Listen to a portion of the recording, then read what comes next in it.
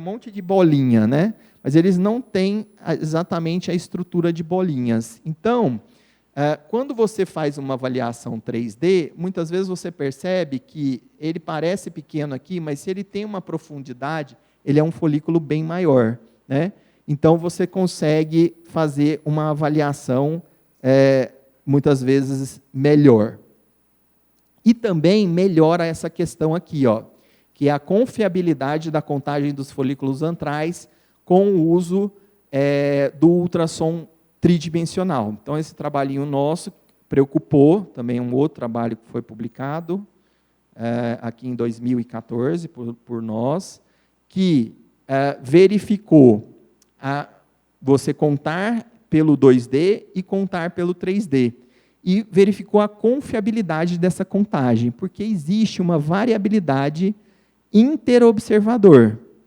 E existe também uma variabilidade intraobservador, para vocês terem uma ideia. O que é isso aqui?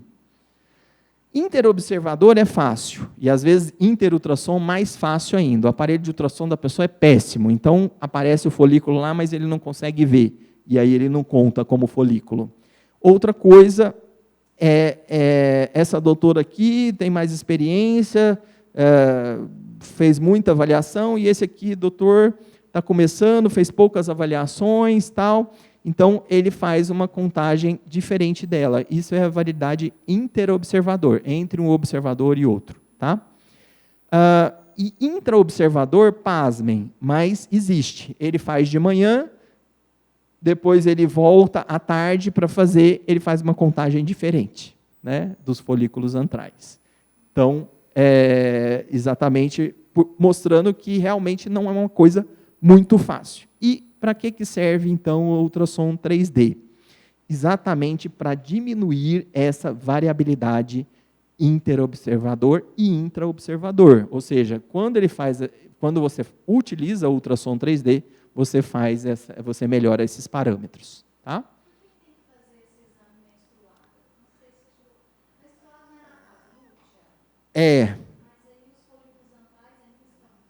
Exato. Não, na menstruada é na fase folicular do mês seguinte, na realidade. Você está no começo do ciclo, né? Então, eles estão no início. Mas acho que eu vou pegar uma figura melhor aqui. Na fase folicular, que é essa fase inicial da menstruação, você vê que eles estão todos mais ou menos do mesmo tamanho. Eles não sofreram a ação do FSH ainda, lembra? E quando ele recebe a ação do FSH, às vezes folículos menores que não apareciam passam a aparecer e folículos maiores também começam a atrapalhar a contagem aqui, entendeu? Então, existe essa padronização. Mas eu vou vou mostrar para vocês que ela não é tão obrigatória assim. É uma padronização do exame, mas você pode olhar em todas as avaliações ultrassonográficas essa contagem de folículos. Tá? E versatilidade, né? Então, é outra questão. A versatilidade é exatamente isso que você está discutindo. A baixa variabilidade no ciclo. Então, novos ultrassons 3D com software de automação, que é o ultrassom 3D, aumentam a reprodutibilidade e a versatilidade. Ou seja, como ele é mais reprodutível, ou seja, ele dá uma estabilizada nessa questão também de você avaliar em outra fase do ciclo. Porque se você perceber, em todas as fases do ciclo, na realidade, você tem um grupo de folículos aqui. Ó. Tá? Então, se você medir aqui, medir aqui, medir aqui, muitas vezes você vai ter valores relativamente semelhantes. A única questão é que, nessas épocas, às vezes vão aparecer folículos grandes, entendeu? Que foram aqueles folículos que foram inicialmente estimulados. Então, isso aqui, variação da contagem dos folículos ovarianos durante o ciclo menstrual. É a pergunta que você fez. Olha que interessante.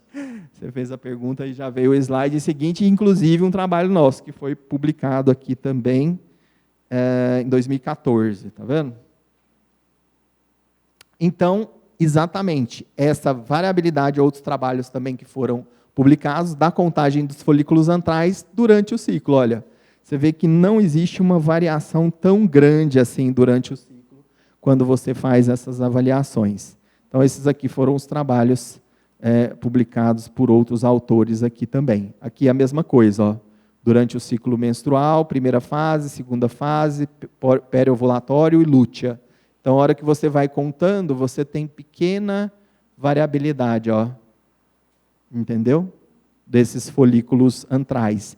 Aqui eu mostro, também é um trabalho publicado, que eu publiquei, variabilidade da contagem automática tridimensional dos folículos antrais durante o ciclo menstrual. Está vendo? Inclusive, foi um dos trabalhos, eu publiquei 5 trabalhos na tese de doutorado em 2015. Esse foi um deles. Então, aqui é na fase que eu deveria contar mesmo, que seria do 2º ao 4º dia do ciclo. Tá? Mas, se você observar aqui, eles modificaram o tamanho. Esse vermelhinho ficou um pouco maior, esse azulzinho ficou um pouco maior, mas eu consigo ver que existem praticamente os mesmos folículos, eles só variaram de tamanho, exatamente por causa daquele recrutamento que eu expliquei para vocês que existe. Um vai ovular e a maioria vai para a atresia. Aqui, ó, já está num período periovulatório, tá? Periovulatório.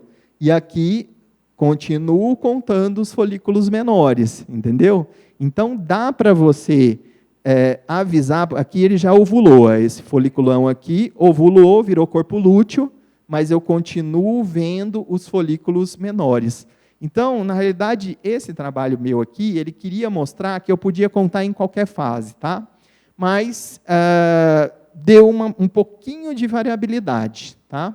Então, a gente continua contando do 2º ao 4º dia do ciclo, mas você pode alertar a paciente em qualquer fase. Em qualquer fase que você fizer ultrassom, dá uma olhadinha no ovário dela. Se tiver relativamente depletado essa contagem de folículos antrais, você já vai avisando para ela ir tomando as providências. Então, bem interessante esse trabalhozinho nosso aí. Então, a gente vai até meio-dia, né? Então, aqui a gente vai entrar exatamente um pouco mais nos aspectos clínicos, né? Tudo isso está relacionado à preservação da fertilidade, gente. Então, só que agora a gente vai entrar mais nos aspectos clínicos. Até agora eu quis fazer vocês entenderem o conceito de reserva ovariana, tá? Conceito de reserva ovariana, que não é simples mesmo, tá? Tem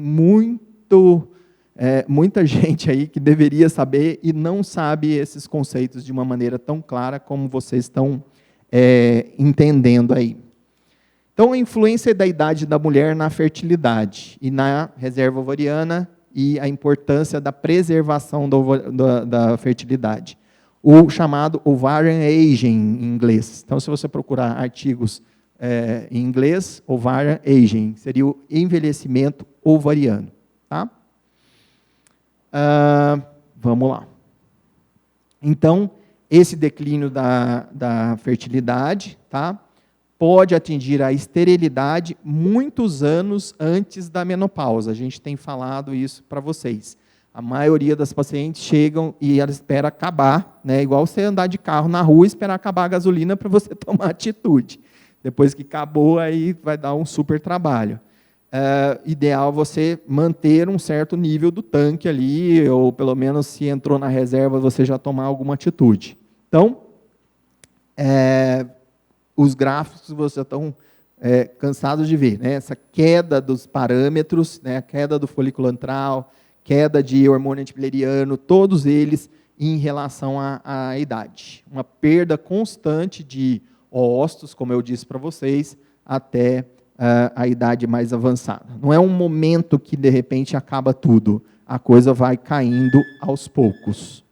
Aquilo que eu expliquei para vocês, aquele gráfico, né? A menopausa mais cedo e perda mais precoce da fertilidade. Então, declínio da fertilidade entre os 31 e 41 anos, né? De forma que 41 é final de fertilidade. Não espere chegar no final da fertilidade para você tomar uma atitude.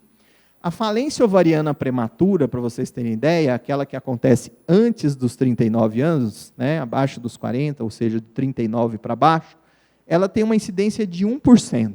Tá? Ela não é muito incidente, não. Mas é muito incidente, mas exageradamente incidente, as pacientes esperarem chegar nessa faixa etária para ter filho. E aqui, gente, é fim de fertilidade. Não deixem essa paciente ficar pensando que a qualquer momento ela pode ter filho. Tá? Qualidade oocytária, a gente discutiu naquele momento, ou seja, à medida que a idade vai avançando, você vai tendo uma perda importante da proporção de óvulos de baixa qualidade, né? de pobre qualidade. Então, os óvulos, à medida que a idade vai avançando, vai perdendo a qualidade. Né? Taxa de ócitos aneuploides aumenta, ócitos que geram embriões com aneuploidias, alterações cromossômicas, síndrome de Down e outras, síndrome de Down é a trissomia do 21, que vocês conhecem, mas existem 23 pares de cromossomos, todos eles podem fazer aneuploidias, muitas vezes não gerando um indivíduo como síndrome de Down, mas muitas vezes gerando um indivíduo que não desenvolve, aqueles abortamentos que vocês viram, que às vezes pode acontecer até antes da gravidez em si. Né? Então, 35 anos, a taxa de ócitos aneuploides seria em torno de 10%, com 40, 30%, 43, 40%, e acima de 45 anos, 100%. Então, não é incomum as pacientes chegarem no meu consultório com idade acima de 45 anos e eu falar para elas que não dá mais para engravidar. Se você pega 100% de ócitos aneuploides, não vai formar bebê. Você não vai conseguir fazer essa gestação para a paciente. Né? Só que eu falei, deve tomar cuidado, deve usar da psicologia,